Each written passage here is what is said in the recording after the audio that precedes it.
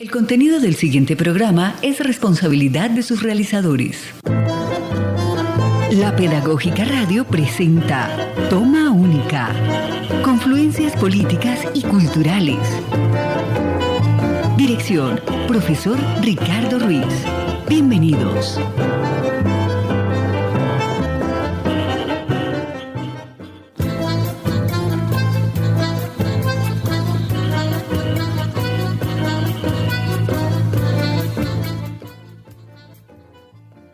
Querida audiencia de Toma Única, confluencias políticas y culturales, reciban un saludo fraterno.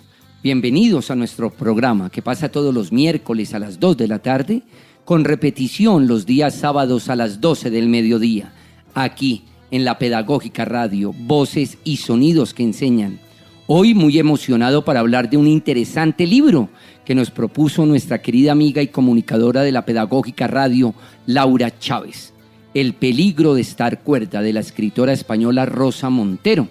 Hoy esta emisión conmemorativa de Toma Única llegará a 180 emisiones, estará dedicado a hablar y reflexionar en torno a este libro. Me acompañará, como les decía, en esta emisión Laura Chávez. Laura es diseñadora gráfica de la Universidad Jorge Tadeo Lozano, con maestría en Comunicación, Desarrollo y Cambio Social de la Universidad Santo Tomás. Con más de 8 años de experiencia en diseño con enfoque social, trabaja en la Pedagógica Radio en el diseño de nuestras piezas gráficas y audiovisuales, redes sociales, página web y yo diría una incansable lectora. Laurita, bienvenida de nuevo a Toma Única. Qué alegría tenerte hoy de cuerpo presente hablando de una de tus pasiones, la lectura. Hola, profe Ricardo. Pues primero, muchísimas gracias por esta invitación. Creo que es una grandiosa oportunidad para que hablemos de este libro y de esta escritora que pues para mí es como maravillosa. Muchas gracias por la invitación. Claro que sí. Vamos a iniciar nuestro programa escuchando a Clara Schumann, esposa de Robert Schumann, el excelso compositor alemán. Pero la traemos a colación porque Rosa Montero en este libro nos habla de esta extraordinaria mujer que lamentablemente, como muchas otras, fue invisibilizada por la historia y no se le permitía lucir mejor que su esposo, por ser mujer. La segregación hacia su talento era evidente. La propia maestra Montero se refiere de esta manera. Acabo de escribir en un mundo normal y creo que entiendes bien a lo que me refiero, al sexismo, a esa discriminación feroz que ha mantenido durante mucho tiempo a las mujeres y sigue pasando aún. Mira Afganistán, en una total situación de total desigualdad e indefensión.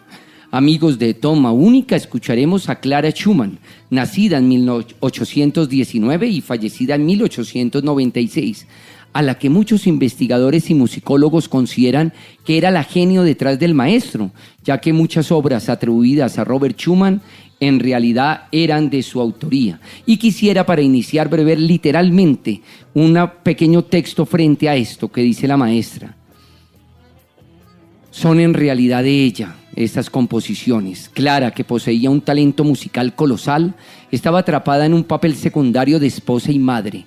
Tuvo 8 hijos y se le murieron varios. Entre eso y la terrible enfermedad de Robert, su esposo, que murió en un centro psiquiátrico, ella tuvo que componer, pero componía muy poco y explica la razón de ello en su diario. Alguna vez creí que tenía talento creativo, pero he renunciado a esta idea. Una mujer no debe desear componer. Ninguna ha sido capaz de hacerlo, así que, ¿por qué podría esperarlo yo? Qué terrible, desolada frase de derrota y por añadidura, qué errónea. A lo largo de la historia ha habido innumerables mujeres. Amable audiencia de Toma Única, hoy en esta emisión conmemorativa, hablando sobre el peligro de estar cuerda, de la maestra Rosa Montero en compañía de Laura Chávez.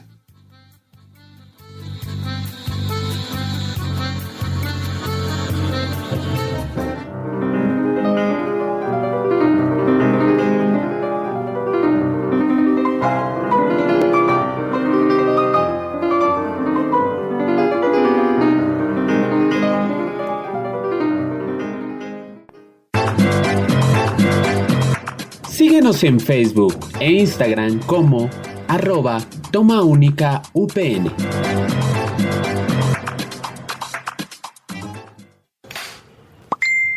En Toma Única, tertulia.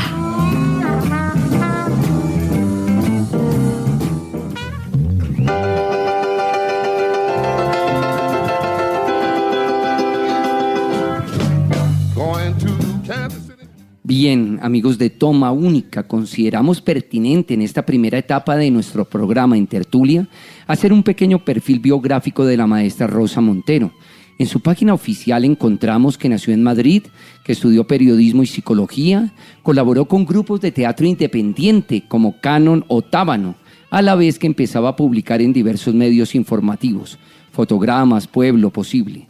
Desde finales del año 1976 trabaja de manera exclusiva para el diario El País, en el que fue redactora jefe del suplemento dominical durante 1980 y el 81. En el año 78 ganó el Premio Mundo de Entrevistas y en el 80 el Premio Nacional de Periodismo para reportajes y artículos literarios. Su obra está traducida a más de 20 idiomas. Es doctora honoris causa por la Universidad de Puerto Rico, Premio Internacional Columnistas del Mundo del 2014. En el 2018 fue nombrada profesora honoraria del Departamento Académico de Humanidades de la Pontificia Universidad Católica del Perú y en febrero del 2019 se crea el Aula Rosa Montero en la Facultad de Periodismo de la Universidad Miguel Hernández. Es autora de numerosas novelas, siendo La ridícula idea de no volver a verte y la obra que nos convoca hoy, El peligro de estar cuerda, las que más comentarios han recibido y discutidas en muchos lugares del mundo. Para iniciar, estimada Laura, y no sin antes agradecerte por la recomendación de leer esta novela, ¿por qué consideras pertinente leer a una escritora como Rosa Montero? ¿Y por qué en especial acercarnos a esta obra que se mueve entre la ficción y el ensayo y que nos pone de frente con temáticas tan interesantes pero a la vez tan complejas y polémicas, como hablar de la enfermedad mental, de la soledad, el suicidio, la creatividad? Bueno, profe, creo que ya con esa biografía que nos leíste de Rosa Montero nos podemos dar un poco la idea de como la magnitud de personaje que es ella, ¿no? La verdad, yo ya aquí hablo como a tono personal, para mí es una de las mejores escritoras contemporáneas que existe en nuestro idioma además, ¿no? Ella pues como lo dijiste es española. Siento que es una escritora que se siente muy cercana, que es muy humana, que cada lector puede sentirse identificado con su libro. Ella, digamos que en sus libros escribe desde su vivir, desde su sentir, que al final de cuentas es el mismo sentir y vivir de muchos de nosotros, ¿no? Ella realmente es tan aterrizada, a pesar de que tiene todos sus premios, sus galardones, ella nunca, digamos, es arrogante. Yo he tenido la oportunidad de verla 3 veces aquí en Bogotá, que ella ha venido a las ferias del libro, la verdad, cada vez que ella viene yo estoy ahí en primera fila, y creo que he podido darme cuenta de eso, como de la sencillez y de la calidad de ser humano que es ella, ¿no? En sus libros ella habla de temas que muchas personas podrían decir son triviales, como, no sé, el amor, el desamor, la muerte, la soledad, el dolor, pero finalmente son los mismos sentimientos nuestros, ¿no? Entonces siento que ella es una persona muy cercana y escribe desde esa cercanía. Ahora, ¿por qué acercarnos precisamente a esta obra? A mí me gustaría como un poco contarte. Rosa Montero tiene una serie de 3 libros que ella denomina artefactos literarios. No sé si los has escuchado. Son 3 libros. Es el primero, La loca de la casa, que es un libro que hizo, yo creo que sobre los años 2000, la verdad no estoy segura. El otro es La ridícula idea de no volver a verte, que ese libro es del 2019-18. Y este último, El peligro de estar cuerda. Y ella dice, o los denomina artefactos literarios, porque es una mezcla entre biografía, un poco de ficción y un poco de autobiografía. Entonces ella lo que hace es ahí en esos escritos mezclar un poco de sus vivencias, un poco de la ficción y un poco de biografías de artistas, sobre todo. Ella estudia mucho a los artistas, a los escritores, y sale un texto pues para mí muy interesante, porque no es una novela normal, digamos, a lo que estamos acostumbrados, y tampoco es un ensayo, propiamente dicho. Entonces, en este libro en particular me parece que ella habla mucho sobre la enfermedad mental, sobre la locura, que son temas que ahora pues finalmente nos están tocando, ¿no? Y mucho más después de la pandemia. Este libro tuvo una acogida muy grande en la pandemia, sobre todo, precisamente por eso. Claro, y pensaba, escuchándote, Laura, reafirma ahora una idea. De una u otra manera uno lee a Rosa Montero y se siente identificado con ella, ¿no? Hace un poco lo que uno sueña con el teatro, lograr que los espectadores logren hacer catarsis y hacer mímesis. Catarsis, que uno se purifique, se limpie, y mímesis, por supuesto, que uno se identifique. Entonces me parece que en ella es evidente y me emociona mucho porque creemos saber erróneamente que todos los españoles son ególatras, son soberbios, arrogantes, y me llama la atención lo que tú nos dices, ¿no? Uno sí puede ya tenerse una idea del personaje viéndolo en la perspectiva que tú lo has visto, ¿no? Que la has escuchado en la Feria del Libro, pero diría yo algo mucho más legítimo a lo que estamos hablando, la introducción que ella hace en este libro. Si me permites, Laura, me encantaría leer un breve párrafo, la frase y el texto que dice chupando cobre. Rosa Montero, abro comillas, inicio del libro. Siempre he sabido que algo no funcionaba bien dentro de mi cabeza. A los 6 o 7 años, todos los días antes de dormir, le pedí a mi madre que escondiera un pequeño adorno que había en casa. Un horroroso calderito de cobre, el típico objeto de tienda de souvenirs baratos o quizá incluso el regalo de un restaurante. Y se lo pedía no porque me incomodara la fealdad del cacharro, lo cual hubiera resultado un poco extraño, pero en cierto modo distinguido, sino porque había leído en alguna parte que el cobre era venenoso y temía levantarme sonámbula en mitad de la noche y ponerme a darme lametazos al caldero. Entonces me parece que es supremamente clave esto. En la preproducción que hicimos con Laura para la creación de este programa, consideramos que los temas que mueve Rosa, creatividad, salud mental, creatividad y locura, han sido recurrentes a lo largo de la historia. Y Rosa Montero hace un despliegue exuberante por la historia de varias mujeres que han sido protagonistas por vivir vidas en constante tensión, tanto emocional como creativamente. La maestra incluso lo menciona, ha expresado en varias entrevistas. Vivimos en una sociedad enferma que no se reconoce a sí misma, que no reconoce que tenemos serios problemas de salud mental, problemas de trastornos mentales. Son constantes en el libro referencias a Sylvia Plath, Virginia Woolf, Emily Dickinson, por solo citar una tríada de mujeres maravillosas con una genialidad extraordinaria, pero que lamentablemente vivieron unas vidas convulsionadas que las llevó incluso a quitarse la vida. En este contexto, querida Laura, ¿qué nos podrías decir? ¿Cómo entender y comprender un poco la creatividad ligada a la locura? Sí, profe, yo creo que una de las principales líneas de este libro es precisamente ese paralelismo que existe y que se plantea entre las enfermedades mentales y la capacidad creativa. Sobre todo, digamos, cómo los creadores y los artistas tienen un cierto punto de excentricidad y entonces siempre dicen que por eso es que logran como sus creaciones artísticas, ¿no? Lo que también se llama una disociación de los artistas. Entonces se habla mucho que los artistas, a raíz de algún tipo de crisis o de algún tipo de trauma en su niñez sobre todo, a raíz de esto son los resultados de sus obras. Entonces desde siempre se ha relacionado como la genialidad con la locura. Y resulta que yo creo que acá es donde nos preguntamos como a qué llamamos locura, ¿no? Porque la locura finalmente es un trastorno mental y el trastorno mental yo siento que no es lo que te hace artista, porque finalmente un trastorno mental, una enfermedad mental es algo supremamente grave que lo que hace es que te deshace. No creo que de ahí pueda surgir como tal una obra artística. Una inspiración. Exacto. Entonces, ahora digamos, todo lo que no se parezca a lo que yo hago es raro, ¿no? Ella habla mucho en este libro de lo que es normal, habla de la normalidad. Y ella afirma que la normalidad está compuesta de un abanico inmenso de raros. Lo que llamamos normal o normalidad realmente no existe. Ella dice precisamente que en el 2018 en la Universidad de Yale se hizo una investigación y se concluyó que la normalidad no existe, que no es más que una construcción estadística, que es una media estadística, y que no debe haber una sola persona en el mundo que en todos los parámetros tenga esa media, en lo cual pues todos somos divergentes, ¿no? Todos al final pues somos diferentes y lo normal realmente entonces es ser raro.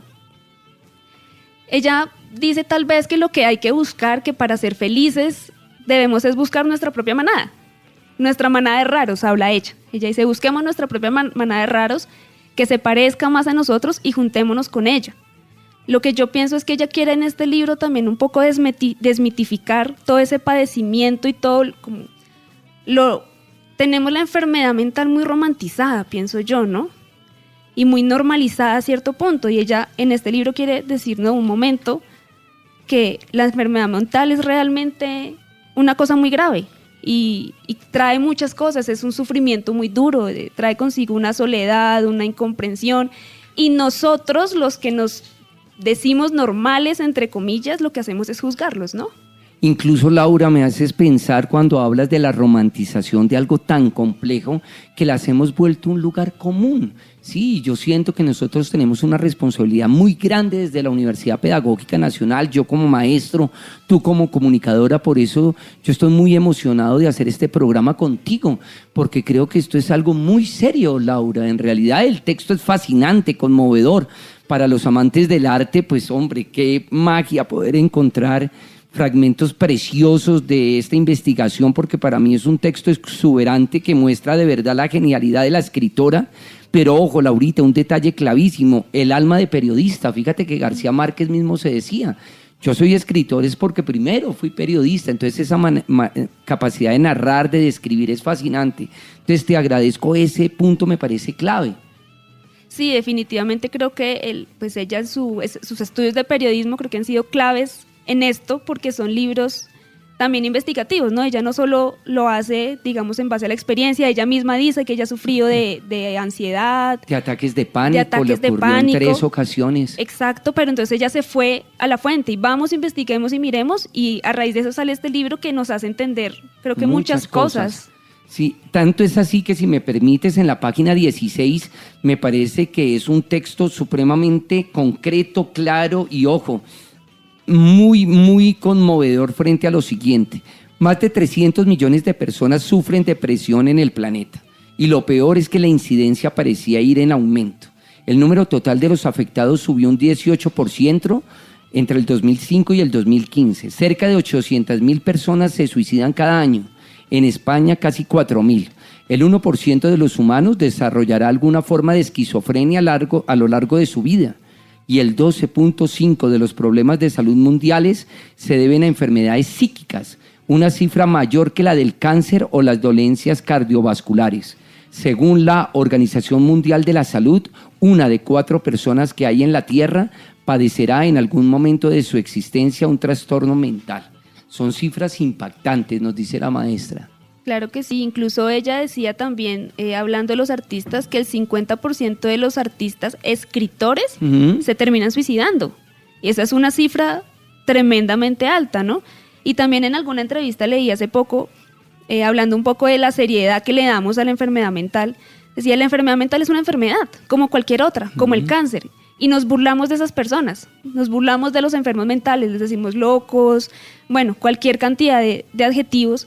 Pero, por ejemplo, ella decía, a una persona con cáncer no le decimos, usted es un canceroso, porque sí tenemos que decirle eso a una persona con una enfermedad mental. ¿Qué diferente tiene una enfermedad mental a otro tipo de enfermedad? La estigmatización es amplísima. De hecho, en una sociedad como la colombiana, fíjate que tenemos vergüenza de decir que hay que ir al psicólogo, sí, que hay que ir al psicoanalista, y uno se sorprende. Por ejemplo, yo en ese sentido tomo como referente a Argentina. Fíjate que Argentina, y bueno, específicamente las ciudades, ¿no? Buenos Aires, Mendoza, abiertamente las personas hablan de su salud mental y que consultan profesionalmente a un psicólogo, a un psiquiatra o a un psicoanalista. Claro, es que así debería ser realmente. Acá estamos acostumbrados que si yo voy a un psicólogo o un psiquiatra es porque estoy loco o porque tengo algún problema grave, y no lo puedo decir además, porque ¿qué va a decir mi amigo? ¿Qué va a decir mi mamá, mi papá, mis hermanos si les digo que estoy yendo al psicólogo? Se va a suicidar, está loco. Y realmente, así como se cuida la salud física, hay que cuidar la salud mental. Así es. Abro comillas, yo creo que fui encantada cuando por primera vez, niña sombría, leí a aquella dama extranjera, lo oscuro, sentí hermoso, fue una divina insania. Si el peligro de estar cuerda volviera yo a experimentar, es antídoto el volverse hacia tomos de sólida brujería. ¿Cómo no citar el verso de la maestra Emily Dickinson que inspiró el título del libro que nos convoca el día de hoy? Laura, te invito ahora que hablemos de otra vía de acceso que nos propone la maestra Rosa Montero, el tema del suicidio. Ella menciona en varias entrevistas que la mayoría de suicidas no quieren hacerlo, no quieren acabar con sus vidas, y menciona las innumerables veces que muchos lectores le han manifestado que de una u otra forma su literatura les ha salvado, les ha hecho entender el mundo de otra forma. Frente a este tema, ¿qué nos puedes decir? Un tema tan complejo, tan difícil, y en el cual incluso nosotros como sociedad estamos en deuda. ¿Cuál es la idea del suicidio en este libro? ¿Cómo la percibes? Sí, profe, yo creo que muchos lectores han encontrado en este libro que no están solos. Realmente creo que han encontrado que lo que ellos creen raro, que los que ellos creen anormal, es más normal de lo que piensan, ¿no? Y realmente ven, si se puede decir, como una luz que les permite seguir, ¿no? Una luz que lamentablemente muchos otros pues ya no pudieron ver porque pues ya no están. Creo que precisamente este libro es un libro de relatos reales, de personas reales, que hace que precisamente estas personas que de repente lo lean y se encuentran en alguna situación de, no sé cómo decirlo, algún tipo de tristeza, de depresión, puedan de pronto encontrar una guía y decir, ve, de verdad, no es que yo sea normal, de verdad, no es que yo sea raro, esto nos pasa a todos y podemos y debemos afrontarlo de alguna otra forma, ¿no? A mí me recuerda mucho este libro también, no sé si tú leíste el libro de Piedad Bonet, Lo que no tiene nombre. Por favor, en homenaje a su hijo. A su hijo Daniel, que se suicidó a los 28 años. Tremendo pintor. Exactamente, que también era artista, también tenía una enfermedad mental. Y total. Yo leyendo este libro, la verdad me acordé mucho de él. Hay muchas analogías allí. Muchísimas. Y pensabas en eso, claro. Sí, pensaba precisamente que, pensando en el libro de Piedad Bonet, que hay que ponerle nombre. Lo que no tiene nombre, sí tiene nombre. Y son enfermedades mentales y son suicidios. Y podemos trabajar en eso y podemos tratar de entender. Y lo que hablábamos ahorita hace un rato, profe, quitarle un poco el estigma, ¿no?, a la enfermedad mental. Así es, que total. Creo que es eso. Y yo creo que si le empezamos a bajar a eso, claramente las tasas de suicidio pueden empezar a bajar porque empezamos a hablar de lo que es, abiertamente, como debe ser, ¿no? Y nosotros en la universidad tenemos que tener un diálogo abierto con estos temas. Laura, hablas de suicidio y cómo no evocar todo ese capítulo entero que la maestra le dedica a Silvia Plath. Creo que es de los capítulos más bellos, Tormenta Perfecta 2. Y si me permites, quisiera compartir con la audiencia un fragmento de ese capítulo que me parece que es supremamente conector con lo que estamos hablando. Abro comillas, y ahora escucha. Preparando este libro he descubierto que también para suicidarse hace falta una tormenta perfecta, que el camino que lleva a alguien a la muerte está empedrado de 1.000.000 de coincidencias. ¿Por qué se mató Silvia Plath? Por un cúmulo de circunstancias ambientales y biográficas que arrastraba, como por ejemplo la orfandad temprana, su infancia de niño prodigio, la impopularidad entre sus compañeros, la hiperexigencia, el perfeccionismo, el ansia de absoluto, el machismo reinante, la ambición desatada, el ideal imposible de un amor perfecto, una clara fragilidad psíquica. A esto unamos ahora los desencadenantes. Su marido la deja, se enamora de otro y no es correspondida, se siente en ridículo, su expareja la humilla ante todo el mundo, piensa que está fracasando como escritora. Por favor, esto ¿quién lo puede superar? No, es un boomerang total. Pero yo te invito, Laura, a que ahora hablemos de cosas que también son pertinentes y que me parece que nos hacen una hilación muy linda con el programa. La banda sonora de Rosa Montero, sé que también hiciste una juiciosa tarea en ello y te agradezco por este tema de los Beatles. ¿Qué nos puedes decir? ¿Por qué los Beatles? ¿Por qué también incluso la maestra, yo decía, incluso preparando el programa, se mueve entre la salsa, las bulerías, el flamenco? Tiene gustos diversos, ¿verdad? Sí, Rosa Montero tiene un gusto musical muy variado. Y precisamente un día escuchando una entrevista a Rosa Montero, donde ella hablaba como de su banda sonora, realmente era la banda sonora de Rosa Montero, se llamaba la entrevista. Ella hablaba de los Beatles y decía que durante toda su juventud ella estuvo profundamente enamorada de Paul McCartney, que era su amor platónico. Y entonces una de las primeras canciones que sacaron los Beatles fue la de A Hard Day Night. Y esa canción le sacaron película, que se vio la película muchísimas veces.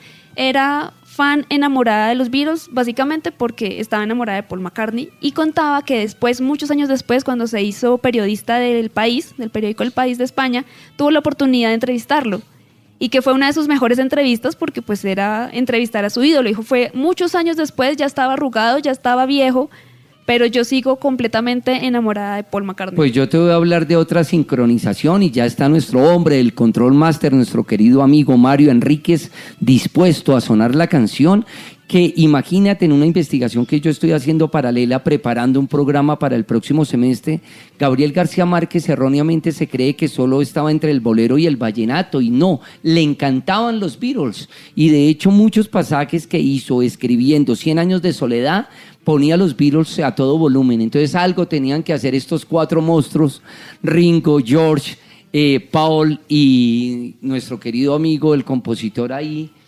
John Lennon, que tocaba tantos escritores. Entonces, querida audiencia de Toma Única, nos vamos a este tema. Sí, ha sido la noche de un día duro. Vamos a escuchar a los Beatles con esta elección que nos hizo nuestra invitada Laura Chávez.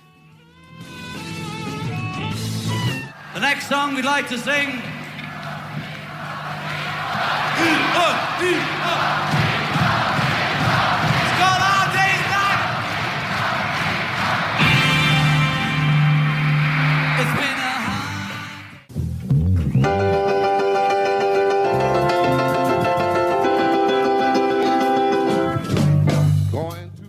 180 emisiones, 180 programas. Muchas gracias, amable audiencia de Toma Única. Nosotros, nuestra razón de ser son nuestros oyentes. Y hoy, muy emocionado, como les decía, de estar hablando de Rosa Montero, con su libro El peligro de estar cuerda, que incluso un agradecimiento a Seis Barral, Biblioteca Breve, que en la presentación del texto nos dice: Rosa Montero ofrece un texto deslumbrante que parte del proceso creativo para explorar el sentido último de la vida, y lo hace compartiendo curiosidades asombrosas sobre cómo funciona nuestra mente, como un detective dispuesto a unir las piezas durante una investigación. Por eso en la segunda parte del programa hablaremos del cerebro, de todo lo que significa el cerebro humano, que tiene que ver tanto para este programa. Amable audiencia de Toma Única, yo les invito ahora a que escuchemos unos mensajes institucionales aquí en la Pedagógica Radio, voces y sonidos que enseñan 7 años de labor inalcanzable.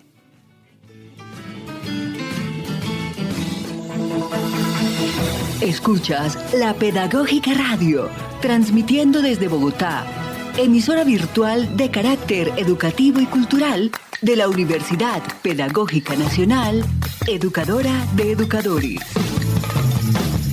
Pedagógica Radio, voces y sonidos que enseñan.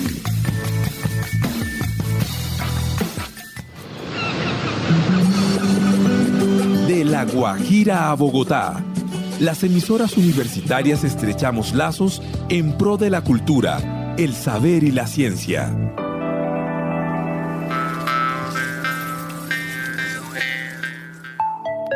Recuerda que también puedes escuchar nuestros programas a través de las plataformas Spotify, Deezer y iVoox. Escúchalos y descárgalos.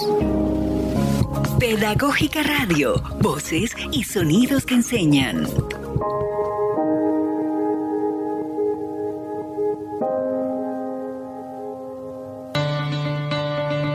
Soy Sandra Durán Chape, profesora de la Universidad Pedagógica, subdirectora de gestión de proyectos SUP y directora del programa Indicios, y quiero enviar un saludo muy especial a la emisora Pedagógica Radio por sus 7 años. Esta emisora ha sido fundamental para la formación de estudiantes porque ha ido a lo rural, a lo urbano para pensar esa mediación, pero también para la práctica. La formación de maestros ha estado articulada con la emisora y por supuesto para la investigación, porque desde aquí hemos podido divulgar los resultados y los procesos investigativos. Un abrazo enorme para este gran equipo de trabajo que conforma nuestra emisora Pedagógica Radio.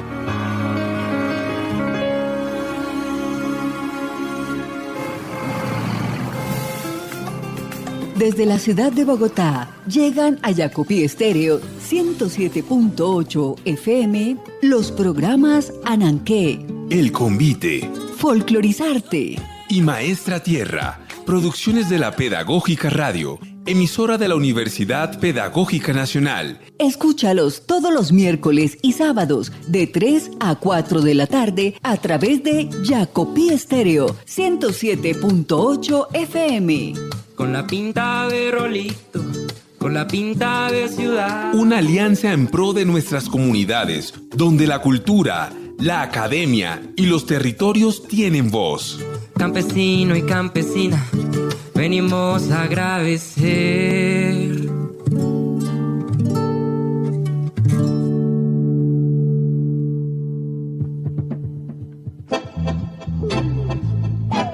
Para seguir las confluencias políticas y culturales, escucha Toma Única, un programa de la Facultad de Humanidades. Encuentra todos nuestros contenidos en formato podcast a través de radio.upn.edu.co. Pedagógica Radio, voces y sonidos que enseñan.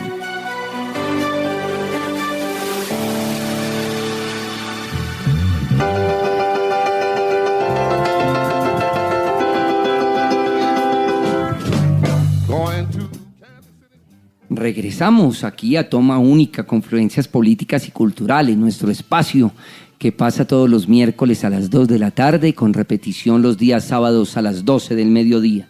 Un saludo fraterno, como siempre, a las personas que detrás del proyecto hacen posible Toma Única. A mi querido amigo, profesor Alexander Celi Rodríguez, nuestro decano de la Facultad de Humanidades. También, por supuesto, al colega amigo Wilson Acosta, el director del Departamento de Ciencias Sociales, y al profesor Jorge Aponte, coordinador de la licenciatura en Ciencias Sociales. A todos ellos, gracias por creer en este proyecto educomunicativo. Laura, el tema del cerebro es fundamental.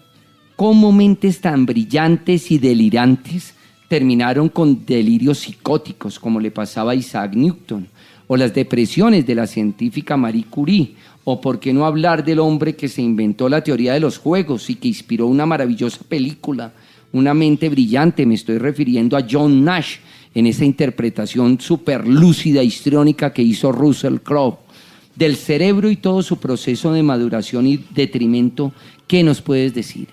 Bueno, pues precisamente en este libro Rosa Montero habla de algo que me parece muy interesante, y es que el cerebro humano tarda en madurar, y dice que hay estudios que sostienen que no se termina de formar el cerebro hasta los 30 años. Entonces, ¿qué pasa? Ella dice que cuando uno es niño, el cerebro tiene es como un torbellino, y entonces tiene muchas interconexiones y gira en todas las direcciones, y por eso es que de repente vemos a niños hablando de dragones, de dinosaurios, ven cosas, imaginan cosas, porque para ellos no hay límite. A medida que uno va creciendo, resulta que esas interconexiones se van perdiendo. ¿Por qué?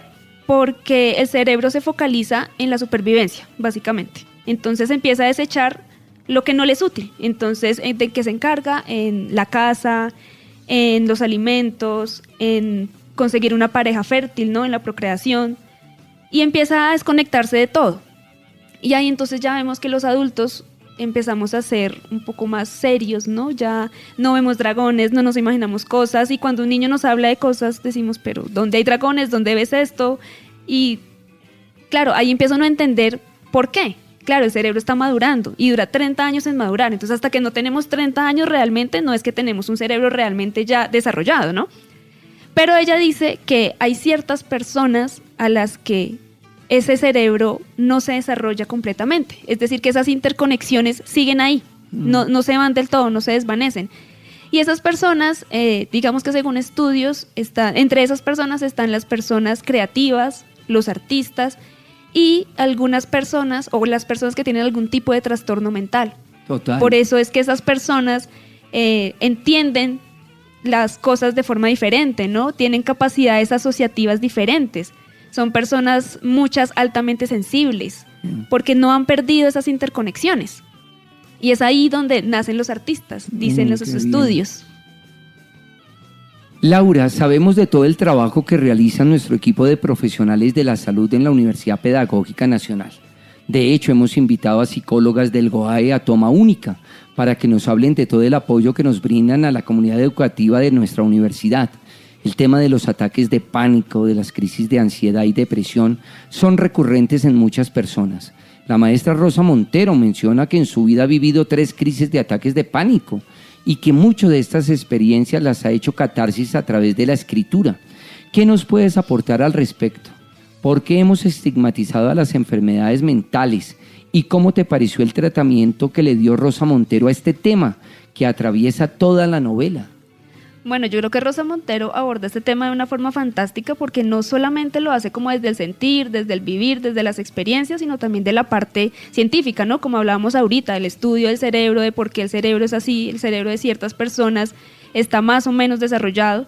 Entonces me parece que lo desarrolla y lo aborda muy bien y lo aterriza a una realidad, ¿no? También, a pesar de que habla sobre investigaciones y sobre estudios, no lo deja como en ese lenguaje científico, en ese lenguaje que a muchas personas pues no entendemos o nos da pereza leer. Cuando empezamos a leer decimos como, ay no, estos son términos científicos, ¿no? Todo lo aterriza de una manera en que cualquier persona puede entenderlo.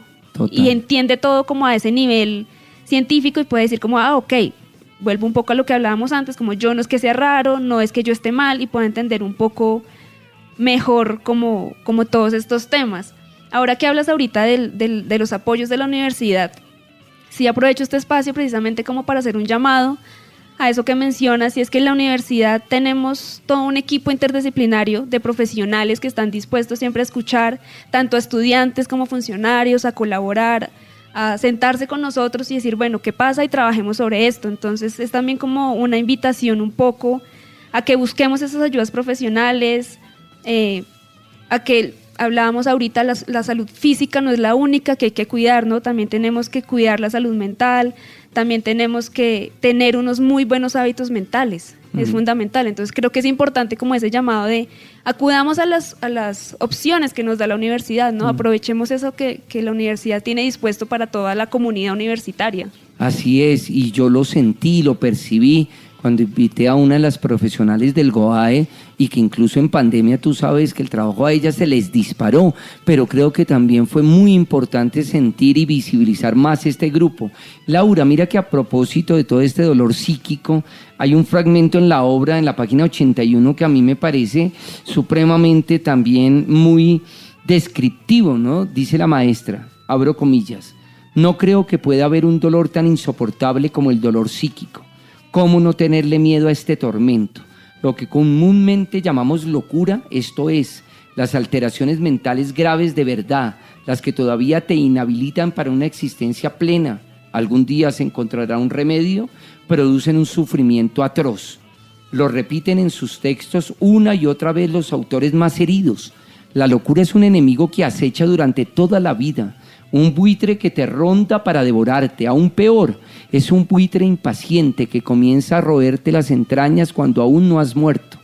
Mi cerebro está totalmente trastornado y ya no sirve para vivir, de suerte que debería ir al asilo, dijo Van Gogh. Y Hölderlin escribió en 1801, ahora temo acabar como el viejo Tántalo, que recibió de los dioses más de lo que podía digerir. Sus trastornos fueron empeorando hasta que 5 años más tarde el buitre lo atrapó definitivamente. Fue internado en una clínica mental y murió en 1843 sin haber vuelto a recuperar el control. Hablando de esto, ahora que lo lees me acuerdas también de, pues ella en este libro toca pues varios artistas, ¿no? Ya hablamos de Sylvia Plath, leíste un fragmento de Emily Dickinson, habla mucho también de Virginia Woolf. Así es. Y habla también de una escritora estadounidense que se llamó Charlotte Perkins. Ahorita que leías me acordaba mucho de ese fragmento y decía que ella era una escritora supremamente famosa y tuvo un bebé y sufrió depresión posparto. ¿Y qué fue lo que hizo el médico? La mandó a descansar a la casa. Pero descansar a la casa era prohibirle leer, prohibirle escribir, prohibirle trabajar. Y le dijo, usted repose y solamente haga sus labores domésticas. Y ya.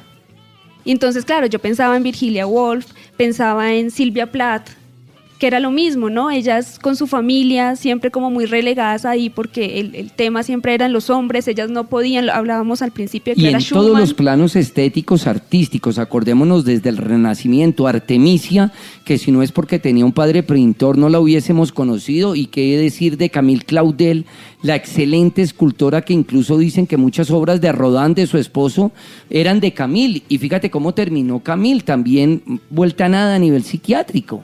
Claro, igual que Clara Schumann, que hablábamos al principio, que escribió muchas de las obras de Robert Schumann.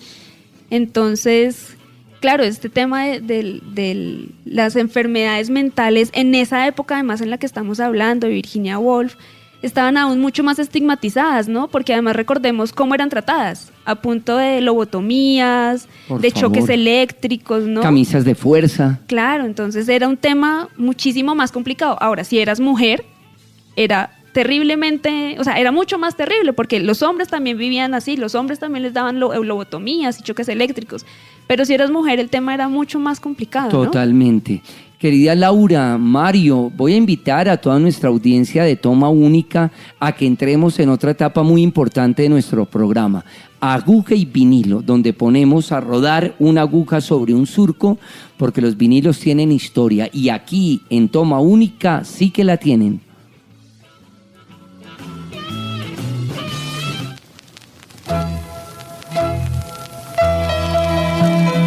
En Toma Única, aguja y vinilo. Este ritmo que tú oyes es para que baile Elisa.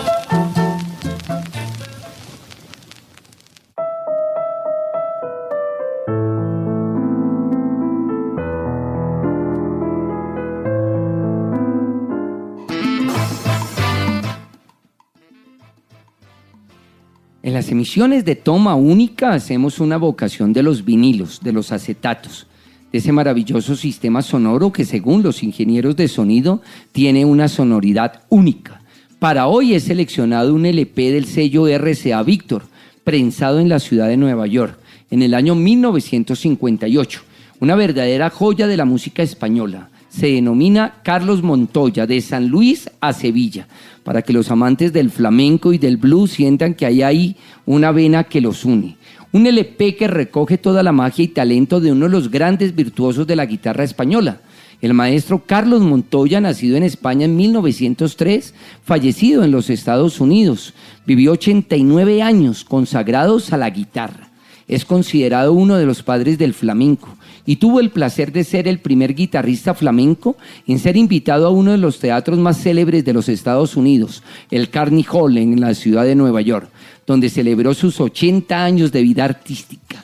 De este LP escucharemos el corte 3 del lado B, Tango de los Ojos Negros, un tanguillo de Cádiz, uno de los ritmos icónicos de España, país de nuestra protagonista la tarde de hoy.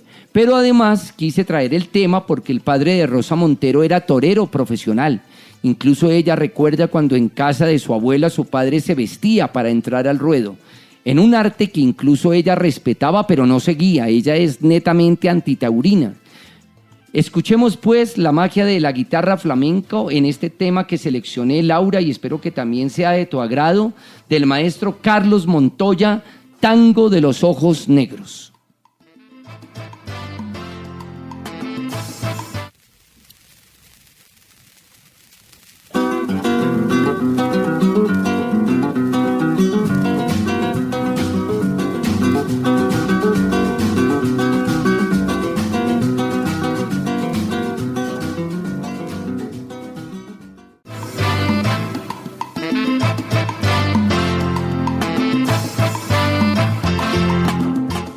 Bueno, Laurita, ¿cómo te pareció el maestro Carlos Montoya, considerado el padre del flamenco? No, profe, fenomenal. Tú siempre traes una música en tus LPs que envidiable, realmente. Y agradezco mucho a la Pedagógica Radio, a la profesora Carolina, que me permiten hacer este sueño, porque en realidad ahí hay toda una historia, ¿no? Los LPs. Y hay una historia también muy importante en la etapa final de nuestro programa. Cuando llego al Descape me da un poco de nostalgia, porque ya llegó la etapa del mutis, como decimos en teatro, en salida. Entonces te voy a invitar a ti, a toda nuestra audiencia y por supuesto a Mario en el Control Master, a que entremos en Descape, la parte final de nuestro programa donde queremos hacer recomendaciones, conclusiones y mirar perspectivas futuras.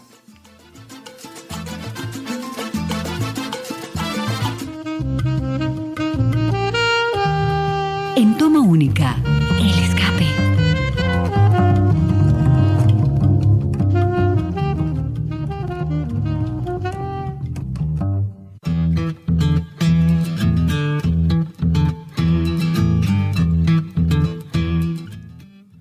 Bueno, Laura, en el cierre de nuestro programa traemos a la literatura, las artes plásticas, el teatro, la música, todo lo que los recomendados quieran ofrecerle a nuestro público, ya sea por algún gusto particular o porque hacen parte de la temática de la toma única del día. Yo quisiera, antes de despedirte, Laura, agradecerte porque en realidad me parece fascinante leer a Rosa Montero. Creo que es una escritora exhaustiva, clara, concreta, que uno nota el trabajo que hay detrás de sus libros. Y como estamos en la etapa del escape, quisiera preguntarte, Laurita, ¿qué les puedes ofrecer a todos nuestros oyentes a manera de recomendación? Y por supuesto, para que sigamos unidos con Rosa Montero. Bueno, profe, si me lo permites, tengo 2 recomendaciones. Una es musical y otra es literaria. La musical realmente yo creo que es una extensión de una recomendación de Rosa Montero. Y es que haciendo toda esta investigación sobre sus bandas sonoras y su música, encontré que ella es amante de Bob Dylan también. Total, sí. De la canción que más le gusta y que es como ella dice que es un himno generacional, es The Times They Are A-Changing. Ella dice que es un himno generacional porque recordemos que su adolescencia y su juventud pasó mucho en el franquismo, ¿no? Total, fuerte. Entonces fueron tiempos muy duros. Ella contaba que fueron tiempos muy difíciles. Entonces mi primera invitación musical es escuchemos a Bob Dylan, esta canción. Y también ella menciona mucho a la cantante Patti Smith. Así que es. En su época también fue súper contrastante, digámoslo así. Ella dice que se sintió muy identificada con ella porque ella era llamada la madrina del punk, ¿no? Así es. Y recordemos que en esa época, estamos hablando más o menos del 75 aproximadamente, pues el punk sobre todo era masculino.